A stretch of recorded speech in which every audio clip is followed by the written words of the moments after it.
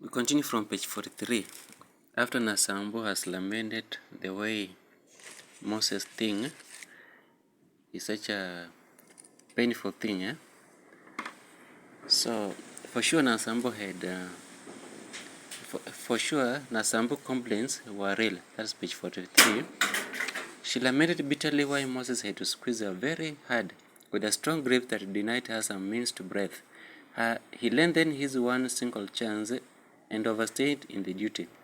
He had more sexual strength to be limited.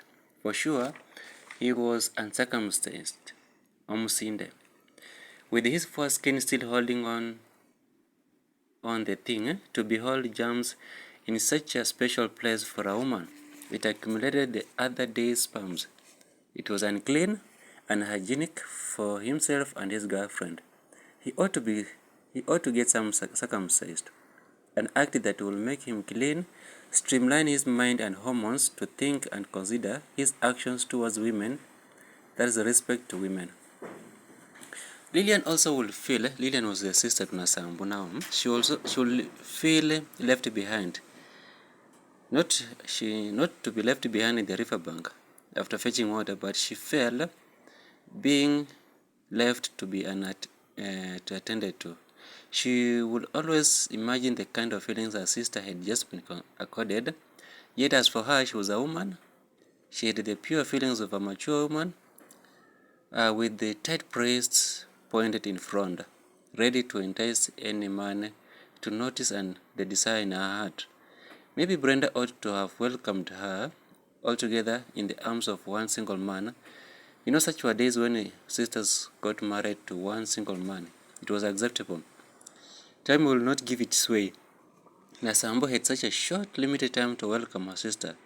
Lillian therefore decided to give herself to an impromptu visit to Zakayo, a young, strong man to the age of his elder brother. Probably he was already married.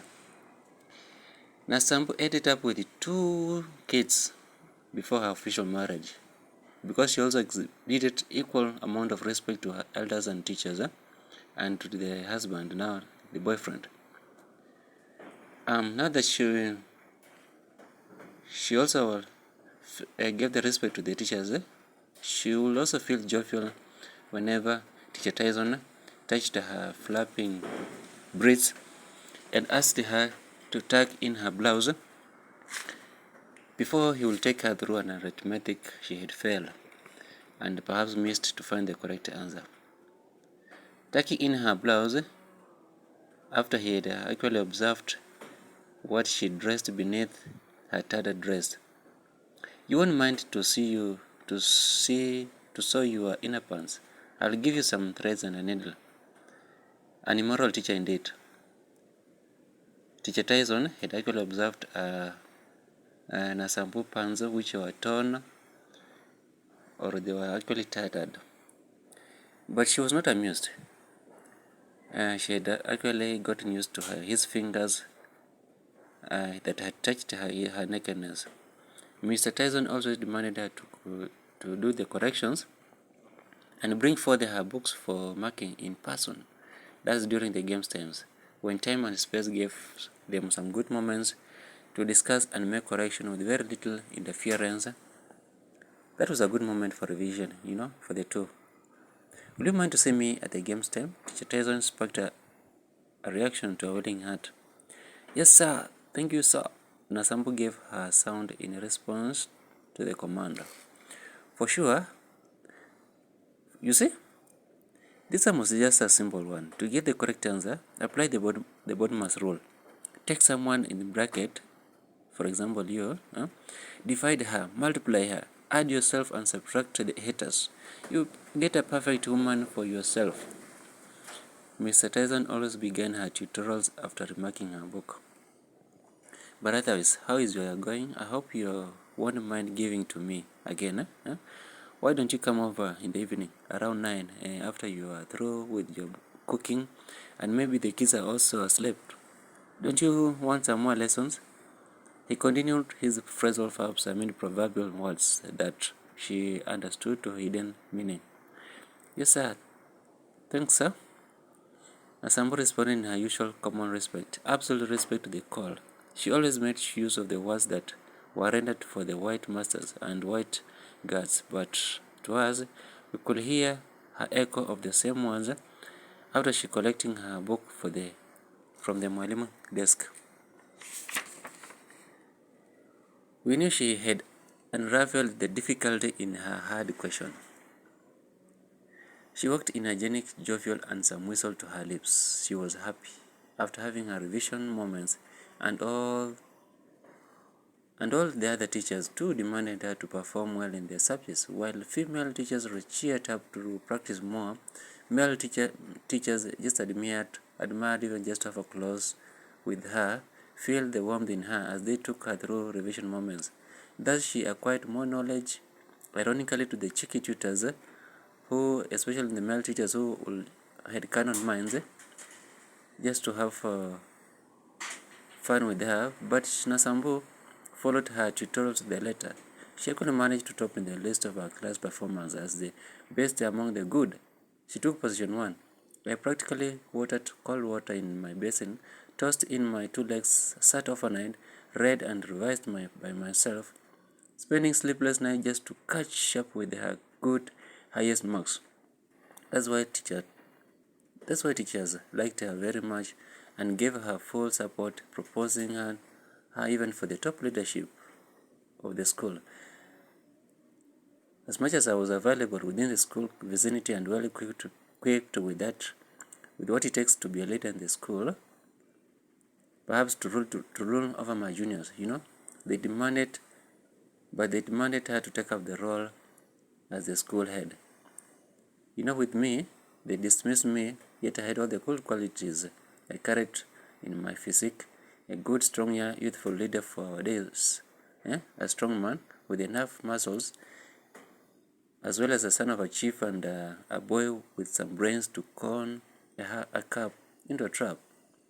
That were the qualities for our village boys to be a leader. But in school, they dismissed such kind of qualities. Nasambu had equally a good body size to command the whole school. Her physical size actually helped her to endure psychological and physical challenges. Her physique gave her the ability to measure anyone who dared play with her position as the school head. And all boys and girls actually respected her by the virtue of her body size. With a class of about 30 giant men and women, we sat on few collected stones that served our buttocks as resting stools. Those were our days. Unlike these days when a breastfeeding baby is found in a class solving a mathematical problems. She worked hard. She needed to know everything inside the books. Became a chopi. Chopi is a word for, in our youth, someone who reads a lot. She actually became a chopi and something next her to move for greater heights. Regardless of her weight, she was destined for greatness. We actually joined up the whole school team to sing and recite the common songs. Head, shoulder, knees and toes, head, shoulder, knees and toes, ears, nose and mouth. Time became very expensive for us to sit and memorize the new version. We burned midnight oils to read and stick the words into our heads. Some days later, I woke up as early as usual. I had spent almost all the night doing some revision. I felt my stomach empty. I passed by my mother's kitchen and to find something for my stomach. Actually, there was some fermented milk by the heathen, a 3 rocky cooking place. I opened up the sofria to find some remnant of yesterday's ugali, kasu. I helped myself on them. Our mother Chemtai had not also left the house. I passed by her and greeted her. Hey boy, won't you mind to take some mursek? It's good for your brains. I tell you, you'll become number 1. You'll run quick in the field and as well think fast in class. There is also some remnants of kumakhinye. Those are potatoes in that plate. Chemtai offered her remains also for me to consume. I will not mind. I actually put all of them into my stomach. Now that teacher Tyson had tried to explain his mathematical methodologies, I tried as hard as I could not to slumber and succumb to the sleep. I tried harder to stay awake and grasp the ways of dealing with such hard mathematics. I took my fingers wrapped over my eyes, and stroked them to stay awake, occasionally smeared with some saliva to water it down. I was overpowered and began to slumber. And again, in the sleep, I began to dream. As I tried to urinate, that is in the dream, I also felt a press behind. Overpowered, I released small by small and carefully not to cause commotion. I never minded to let out the last bit in a full swing. After all, I was alone in my Simba, in my cottage. That's dreaming. The bomb that blasted behind my buttocks left the whole class in terror. Some who were frightened almost jumped through the class windows. My desk mate, that's Brenda, trembled to her toes. She stood at akimbo and wondered the sort of man sat beside her. Can actually shake the whole class building into tremor. Maybe an Al-Shabaab had again struck the class. That's something that had happened for our student at Garissa College for the teachers, that many students lost their lives, and instead of such similar circumstances and the attacks by the terror group of Al-Shabaab actually led the whole nation.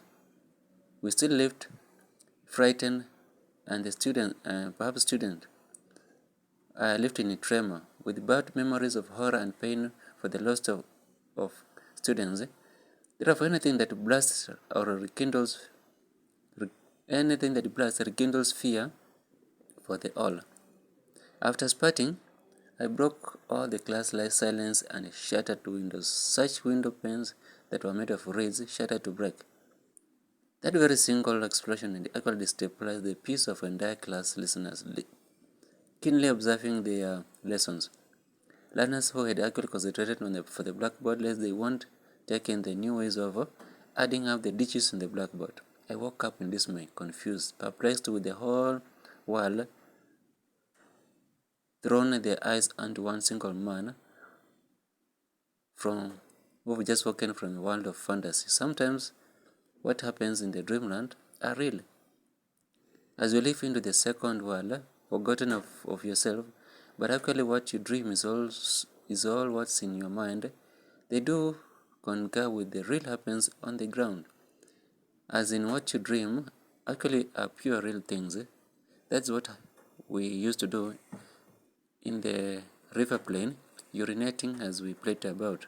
Therefore I dreamt what happens in the river plains. Nasamba, our school head girl, had actually already sprung up to her feet, ready to administer something for the school discipline.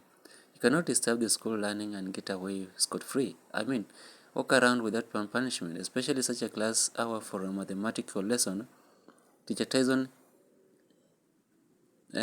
actually came to my rescue and apologetically calmed Nasambu to sit down and relax. He offered many apologies on my behalf. As in what happened were events inevitable. For any man of my kinds, it's good to have gone through such and released what would have killed me. If kept quiet for long, it would have actually killed me. That was not necessary for Nasambu to beat me up. Tyson found it not necessary and commanded her to sit down. It was such but a biological phenomenon. In fact, for a grown-up like me, it was absolutely important and healthy to unwind the stress that could have accumulated the bad odors in my stomach and kept knocking my brains, and therefore stopped me to think wider, perhaps for the world broadened. The world need boys and girls who will open up their minds for the wider viewer, get to know many and more challenges beyond our horizon. It was absolutely necessary to release, relax, and protect the new demands for the changing world. As we try to grasp new, tough educational matters, while the society actually also demanded me, especially of my age, to observe rituals and customs of our society. For instance, propagate our lineage and bring down the names of our forefathers. That is giving birth to countless kids.